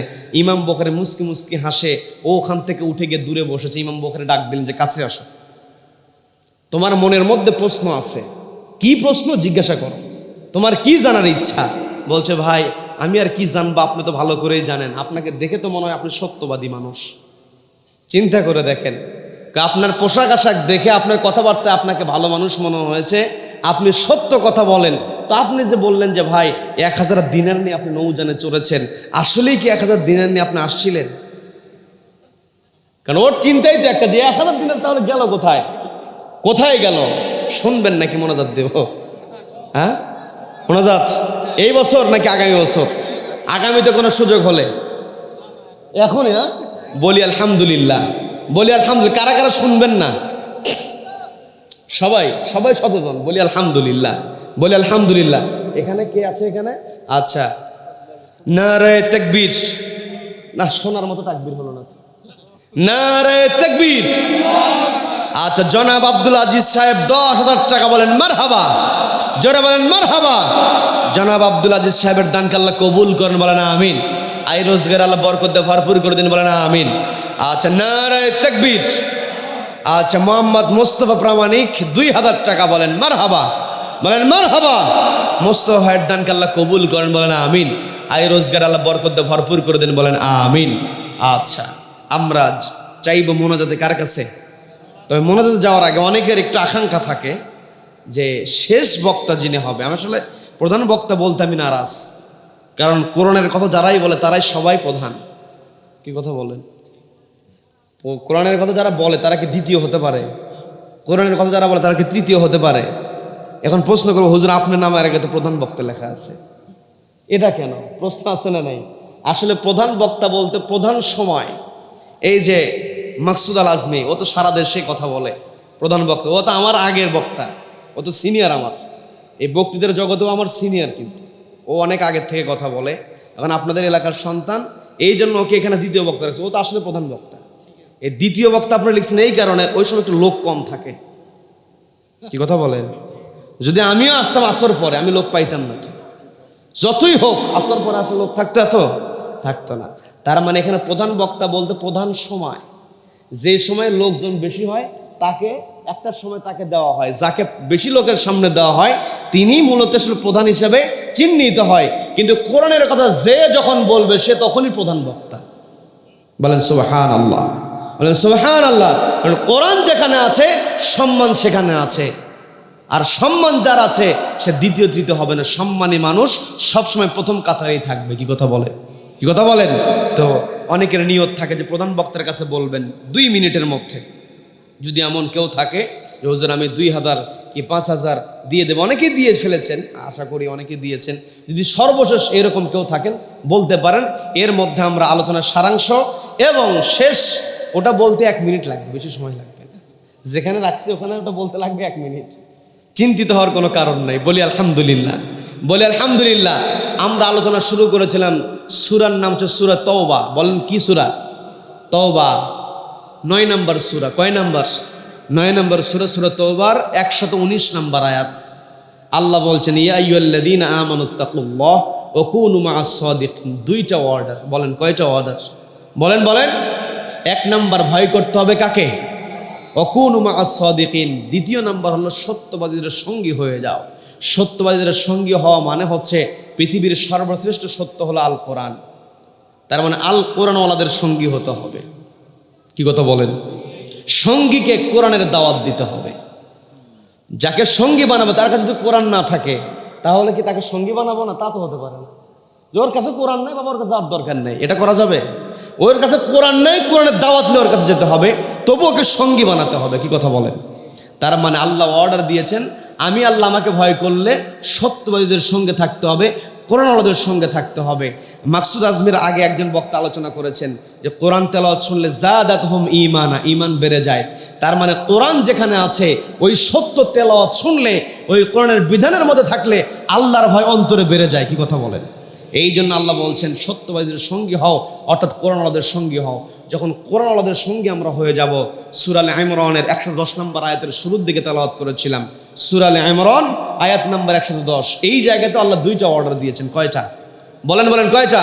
তা'মুরুনা বিল মা'রুফ, সৎ কাজের আদেশ দাও, ওয়া তানহাউনা আনিল মুনকার, অসৎ কাজে বাধা প্রদান করো। তার মানে আমরা 2টা অর্ডার সূরা তাওবা থেকে শুনেছি, 2টা অর্ডার সূরা আল ইমরান থেকে শুনেছি। 1 নম্বর আল্লাহকে ভয় করব, সত্যবাদীদের সঙ্গী হব, সৎ কাজের আদেশ দেব, অসৎ কাজে বাধা প্রদান করব। ওয়া তুমিনুনা বিল্লাহ, ঈমানটা রাখতে হবে একজনের উপরে। তিনি কে? তিনি কে? এই 4টা কাজ যেন আল্লাহ আমাদেরকে পালন করার তৌফিক দান করেন। বলেন আমিন। সম্মানিত বন্ধুগণ, আমি যে কথা বলতে নিয়েছিলাম, যারা ঈমানদার বান্দা হয়, ওয়া আলা রাব্বিহিম ইয়াতাওয়াক্কালুন, ঈমানদার বান্দা সব সময় আল্লাহর উপরে ভরসা করে। ইমাম বুখারী তিনি বললেন, প্রশ্ন থাকলে প্রশ্ন করো। প্রশ্ন করা হলো, দিনার কোথায় গেল? আপনি যদি সত্যবাদী হয়ে থাকেন, দিনার কোথায়? ইমাম বুখারী বলছেন, আমি দিনার নিয়ে নৌযানে চড়েছিলাম, তুমি যখন চিৎকার চেঁচামেচি শুরু করেছো তখন আমি চিন্তা করে দেখলাম আমার কাছে যদি দিনার খুঁজে পাই, দিনারের বর্ণনা তো কেবল আমি দিতে পারবো, তুমি দিতে পারবা না। আমি উপযুক্ত প্রমাণ দিই দিনারের মালিক আমি হতে পারবো, তবে যখন আমার কাছে পাওয়া যাবে, এরপর থেকে যতক্ষণ পর্যন্ত প্রমাণিত না হবে ততক্ষণ পর্যন্ত আমার উপরে চোরের অপবাদ থাকবে। আমার উপরে চোরের অপবাদ যে থাকবে, এই চোরের অপবাদ আমার উপরে আসুক, এটা আমি চাই নাই। কারণ চোরের অপবাদ যদি আমার উপরে থাকে, যারা আমার বিপরীত হবে, বিরোধী হবে, আমার বিরোধী হওয়া মানে হচ্ছে নবীজির বিরোধী হওয়া। কারণ নবীজির কথাগুলোকে আমি কোট করি। নবীজির জীবদ্দশায় নবীজির বিরোধিতা ছিল, নবীজি এখন নাই, নবীজির বিরোধিতা হবে। আমি নবীজির কথাগুলোকে সংগ্রহ করি, সংকলন করি। যদি আমার জীবনে চোরের তকমা থাকে, ওই প্রমাণের দিকে আমার শত্রুরা যাবে না। যতক্ষণ আমি চোর সাব্যস্ত ছিলাম, চোর অভিযোগ আমার উপরে ছিল, ওইটুকু নিয়ে আমার বিরুদ্ধে ট্যাগ লাগায় দেবে। এই জন্য আমি চিন্তা করলাম, এই দিনারের মায়া করা যাবে না। আজও দুনিয়াতে দেখবেন আদর্শ দিয়ে না পারলে মিথ্যা অভিযোগ আগে হয়েছে, এখনো দেয়, আছে না নাই? বলেন বলেন, আছে না নাই? তার মানে আমাকে আপনাকে সচেতন হতে হবে, আমাকে আপনাকে সত্যবাদী হতে হবে। সত্য কথা যারা বলে তাদের সঙ্গে থাকতে হবে। যারা সত্য কথা বলে তারা কখনো কাউকে মিথ্যা ট্যাগ দেয় না। কি কথা বলেন? ইমাম বুখারী বলছেন, আমি চাই না আমার জীবনে কোনো প্রকার চোরের অপবাদ সামান্য সময়ের জন্য থাকুক। আমার উপরে যদি চোরের অপবাদ থাকে, প্রকারান্তরে ওরা নবীজির উপরে এমন অভিযোগ নিয়ে আসতে পারে। এই কথা চিন্তা করে আমি আল্লাহর উপরে ভরসা করে, ওই সময় তুমি সার্চ করার শুরুতেই নৌকা ওইখানে যখন ছিল, ওই জায়গাতে আমার পকেট থেকে আমি 1000 দিনারের থলেটা বের করে পানির মধ্যে ফেলে দিয়েছি। আল্লাহু আকবার, আল্লাহু আকবার। তার মানে ইমাম বুখারী তিনি চাইলে দিনারটা রেখে দিতে পারতেন, নিজেকে নির্দোষ প্রমাণ করে দিনারের মালিক হতে পারতেন। কিন্তু ওই যে সামান্য সময় আমার আপনার যদি বিরুদ্ধে যদি মিথ্যা মামলা দায়ের করা হয়, বেকসুর খালাস পাওয়ার পরেও 10 বছর পরে যাবেন, আদালতের যে ভলিউম বুক আছে অপরাধের তালিকার মধ্যে কিন্তু যতই বেকসুর খালাস হোক, অপরাধের তালিকায় নাম আছে না নাই? আছে না নাই? এখন যারা আমার শত্রু ওরা বেকসুর খালাসের দিকে যাবে না, ওরা শুধু অপরাধের ভলিউমটা বের করে ওরা বেকসুর খালাসে কথা বলবে না, ওই অপরাধটাকে নিয়ে এসে আমাকে আপনাকে থামিয়ে দেওয়ার চেষ্টা করবে। এমন ষড়যন্ত্র কিন্তু আজও দুনিয়াতে আছে না নাই? আমার কথা বুঝতে কষ্ট হচ্ছে আপনাদের? আমাদেরকে সতর্ক হতে হবে। এমনিতে একজনকে গালি দিল মানেই সে লোক খারাপ হয়ে গেল এটা নয়, আমাকে আপনাকে দেখতে হবে লোকটা আসলেই খারাপ কিনা। কি কথা বলেন? কি কথা বলেন? সম্মানিত বন্ধুগণ, আল্লাহ আমাদের সকলকে কবুল করেন, বলেন আমিন। নারে তাকবীর, নারে তাকবীর। আনোয়ার ভাই 500 টাকা বলেন মারহাবা, বলেন মারহাবা। আনোয়ার ভাইয়ের দানকে আল্লাহ কবুল করেন, বলেন আমিন। আয় রোজগার আল্লাহ বরকত দিয়ে ভরপুর করে দিন, বলেন আমিন। এইরকম আর যদি কেউ থাকেন, আমরা একেবারে শেষ সময়ে চলে এসেছি। 4টা আমাকে আচ্ছা, নাজমুল ফকির, নারে তাকবীর, না নারে তাকবীর। নাজমুল ফকির ভাই 1000 টাকা বলেন মারহাবা, মারহাবা। দানকে আল্লাহ কবুল করুন, আয় রোজগার আল্লাহ বরকত দিয়ে ভরপুর করে দিন, বলেন আমিন। আচ্ছা, আর কে কেউ আছেন? আমরা 4টা অর্ডার শিখেছি সূরা তাওবা থেকে, 2টা আবারও বলছি যেন মনে থাকে। বিরক্ত হচ্ছেন? একেবারে শেষ পর্যায়ে আল্লাহকে ভয় করব, সত্যবাদীদের সঙ্গী হব, সৎ কাজের আদেশ দেব, অসৎ কাজে বাধা প্রদান করব। শুধু নিজে একাকে নামাজ পড়লে হবে নয়, ইউকিমুনাস সালাহ, নামাজ পড়তেও হবে, নামাজটাকে কায়েমও করতে হবে। আল্লাহ বলছেন ইম্মাক্কান্নাহুম ফিল আরদ, যেখানেই জমিনে তোমার কর্তৃত্ব আছে। এই যে মাক্কান্নাহুম শব্দ আল্লাহ ব্যবহার করেছেন, সালতানাত শব্দ আল্লাহ ব্যবহার করেন নাই। সুলতানাত শব্দ দ্বারা রাজত্ব বোঝায়, শুধু রাজ্যের চেয়ার না। যেখানে কর্তৃত্ব আছে, মাক্কান্নাহুম শব্দ আল্লাহ ব্যবহার করে বলছেন যেখানে কর্তৃত্ব আছে। আমার পরিবারে, আমার আপনার পরিবারে, আমার আপনার কর্তৃত্ব আছে না নাই? আছে না নাই? পরিবারে আমার কর্তৃত্ব আছে, পরিবারে নামাজ কায়েম করতে হবে। এলাকার প্রত্যেকটা পরিবার যদি নামাজি হয়ে যায়, ওই পরিবারগুলো নিয়ে যখন একটা সমাজ হবে, ওই সমাজটা নামাজি সমাজ হবে। কি কথা বলেন? আর নামাজি সমাজে বেনামাজি কিন্তু নেতৃত্ব দিতে পারবে না। কি কথা বলেন? কি কথা বলেন? এলাকার আমার আপনার প্রত্যেকের সমাজ যদি নামাজি সমাজ হয়ে যায়, রাষ্ট্র অটোমেটিক নামাজি রাষ্ট্র হয়ে যাবে। কি কথা বলেন? আর নামাজি রাষ্ট্র যখন হয়ে যাবে, ইন্নাস সালাতা তানহা আনিল ফাহশাই ওয়াল মুনকার, নামাজ অন্যায় অশ্লীল কাজ থেকে মানুষকে দূরে রাখে। তো কাজেই আমরা নামাজ পড়ব এবং নামাজের সমাজ আমরা গঠন করব। যারা নামাজি হবে তাদের সঙ্গে আমাদের থাকতে হবে। কি কথা বলেন? আল্লাহ আমাদেরকে কবুল করেন, বলেন আমিন।